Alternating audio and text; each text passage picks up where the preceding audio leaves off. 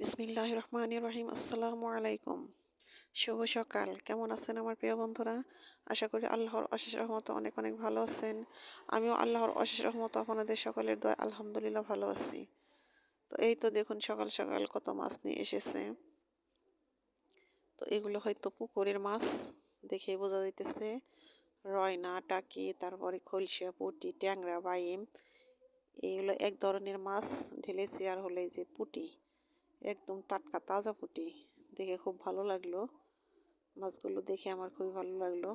তো মাছগুলো এখন আমি কাটবো। তো সকালবেলা রুটি নাস্তা করে নিয়েছি। তো শীতের দিনের এই মাছগুলো কিন্তু খেতে বেশ মজা, আমার কাছে খুব ভালো লাগে। আর এই দিনে যে চকে পাতারে যে পুকুরগুলো থাকে, সেই পুকুরগুলো কিন্তু পানি সেচে মাছগুলো মারা হয়। এই মাছগুলো খেতে কিন্তু মাশাআল্লাহ অনেক মজা। এই মাছে কোনো মেডিসিন নেই, এগুলো মেডিসিন ছাড়া মাছ আর কি, কোনো সমস্যা নেই, একদম দেশি মাছ। তো বড় মাছের চেয়ে এই মাছের স্বাদ কিন্তু অন্যরকম। বড় মাছের চেয়ে এই মাছ খেতে বেশি মজা, বেশি ভালো লাগে। তো আমার কাছে লাগে। তো বড় মাছ কিন্তু সবসময় ভালো লাগে না। কোনো জিনিসই একঘেয়েমি একভাবে কিন্তু ভালো লাগে না। উল্টাপাল্টা করে খেলে কিন্তু ভালো লাগে। সেটা খাবারের ক্ষেত্রে হোক, কাপড় চোপড় যেটাই হোক, সব কিছু মিলিয়ে। তো এই মাছগুলো আমি সুন্দর করে কুটে ধুয়ে নিয়েছি। এখন আমি রান্না করব। তো রান্না করব হলো এই মাছ, পুঁটি মাছ ভাজি করব, আর হলো পুঁটি মাছ দিয়ে মূলা দিয়ে রান্না করব। তো বন্ধুরা, পুঁটি মাছ দিয়ে এই শীতে মূলা রান্না কিন্তু আমার কাছে খুব মজা লাগে, খুব ভালো লাগে।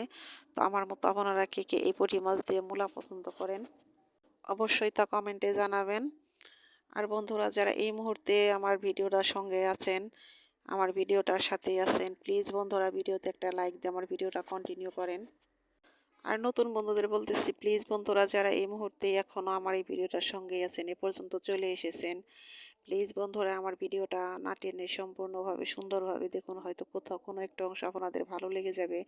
যদি ভালো লেগে যায় তাহলে অবশ্যই আমার চ্যানেলটাকে সাবস্ক্রাইব করে আমার পাশেই থাকবেন। তো এই তো দেখুন আমার রান্না বান্না শুরু হয়ে গেছে। তো আমিও কিন্তু আজকে আলগা চুলায় রান্না করতেছি।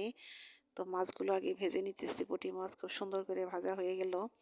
এখন আমি মূলাটা রান্না করব। তো তার জন্য পেঁয়াজ কাঁচামরিচ দিলাম, এখানে একটু হালকা আদা রসুন জিরা বাটা দিয়ে দিছি। এগুলো দিয়ে মশলাটাকে ভালো করে কষিয়ে নিব।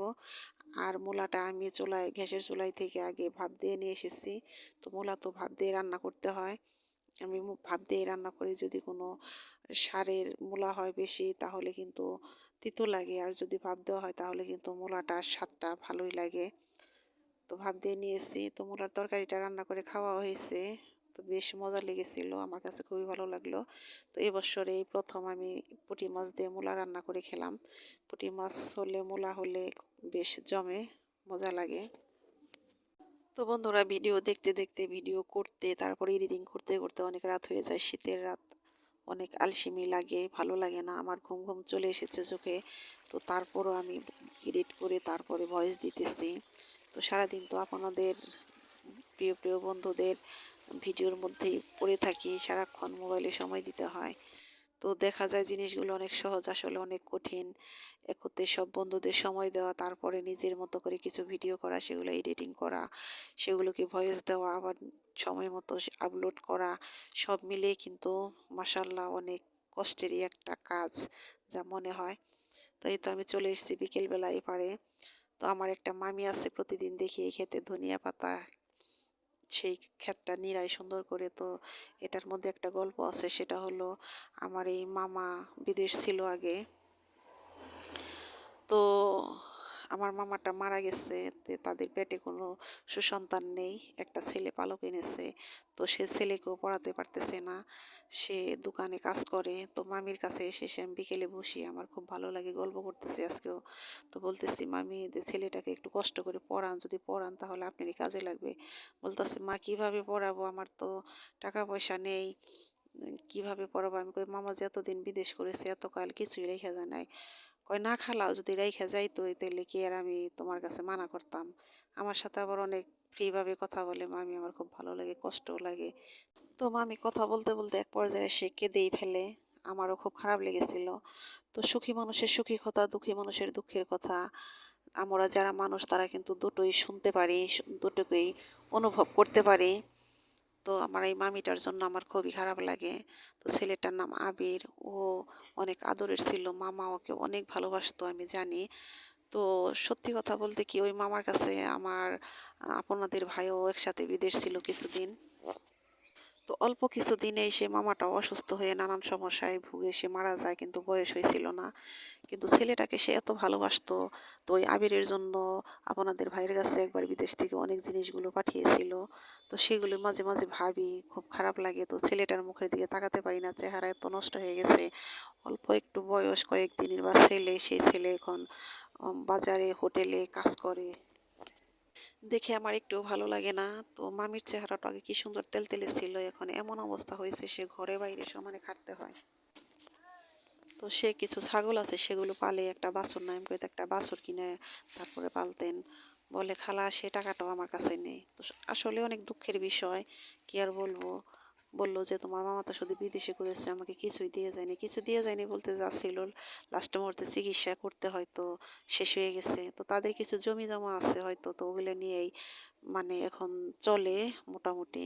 কিন্তু ওই চলা কি আর চলে? মনে হয় যে মনের ভিতর না জানি কত চাপা কষ্ট। তো মামির কষ্ট দেখে আমার খুবই খারাপ লাগে। আমি যখন মামিকে দেখি, মামির কাছে আসি, আমার আসলে খুব ভালো লাগে। কিন্তু কিছুই করার নেই। শুধু কথাগুলো বলি আর শুনি, এই তো আর কি সান্ত্বনা দেই। তো বললাম যে মামি চিন্তা করেন না, ছেলেটা যেহেতু আছে, যে কোনোভাবে কাছে আছে, ছেলেটাকে লালন পালন করেন, হয়তো ওর দ্বারাই আপনি কোনো একটা দিন হয়তো সুখের দেখা পাবেন। এ কথা বলাতে হয়তো মামি আরো জর্জরিত হয়ে গেল। বলে যে কি আর সুখ পাবো, সে তো আর আমার পেটের নাই। সে মানে অনেক কথাই বলে, কিন্তু ছেলেটাকে সে অনেক ভালোবাসে।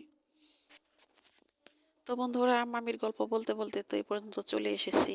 তো এই তো সন্ধ্যার দিকে আমার ছেলেরা চিকেন ফ্রাই খাবে, সে চিকেন ফ্রাইগুলো করে দিতেছি।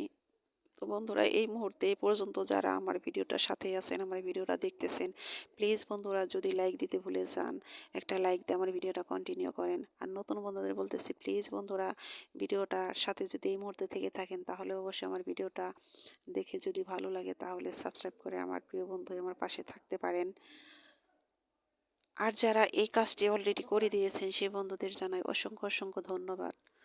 তো এই তো আমার চিকেন ফ্রাই শেষ হয়ে গেছে। তো আমি ঘরোয়াভাবে যা ছিল সেগুলো দিয়েই করে দিলাম। তো খাবার পরে ভালো লাগলো। তো এই যে সস দিয়ে ঢেকে দিয়েছি, কালারটাও বেশি বোঝা যাইতেছে না রাতের বেলা।